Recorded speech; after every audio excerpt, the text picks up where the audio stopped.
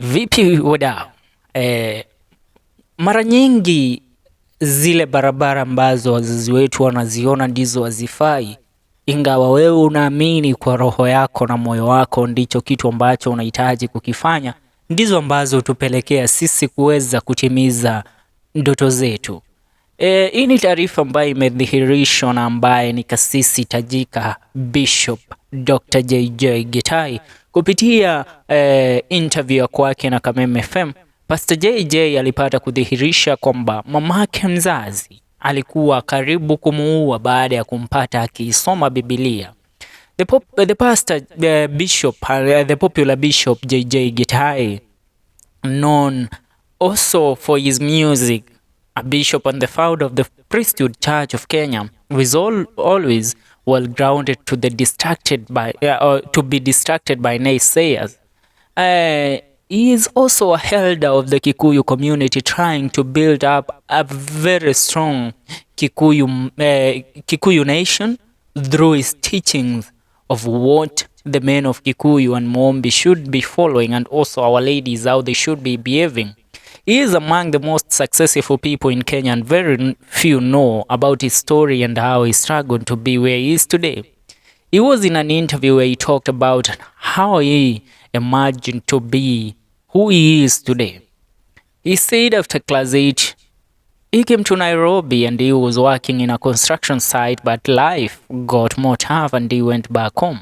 His mother gave him money and he started a business after some time it failed and he went back home again. This angered his mother very much, since he was around 20 years and he was depending on her for everything. The mother gave him an acre of land and took him to the farm, and they were planting pyrethrum for him together with his elder sister. The mother told him that he should take care of the pyrethrum, and that was where he will get everything he needed.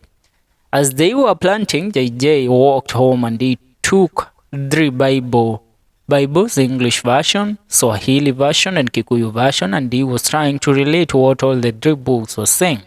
When the mother came back, she was very angry, and JJ saw her next to him, and she was holding a very big wood, and she hit him on his back.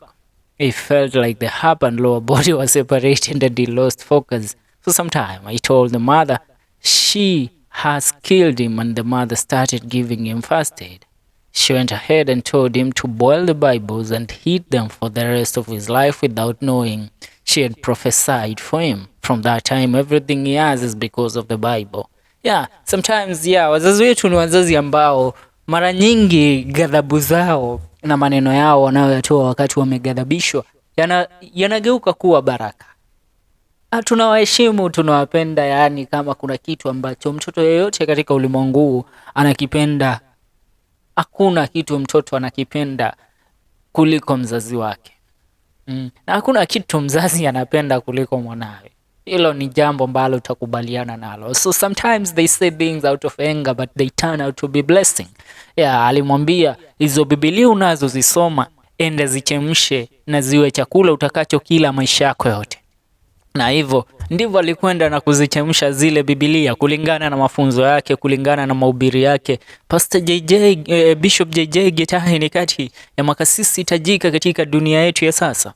Anaheshimika, anapendwa, na tumefuatia mengi yake, na yamepata kutulisha sisi kwa kiroho, kimwili na kiakili pia. Kwa sasa usibanduke. Hii ni Celeb Kona, ni FM show. Jina langu likiwa ni Felix.